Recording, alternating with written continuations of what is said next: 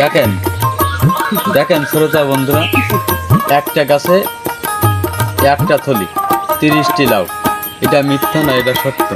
আপনারা দেখেন দেখেন এই দেখেন 30টিরও বেশি হবে।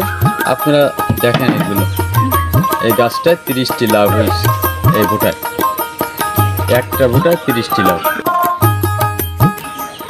এই লাউটা হয়েছে বিজয়ডাঙ্গা গ্রামে শরীফুল ইসলামের গাছে।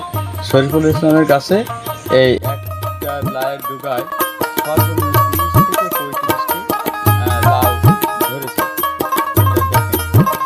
গাছটা কই ভাই?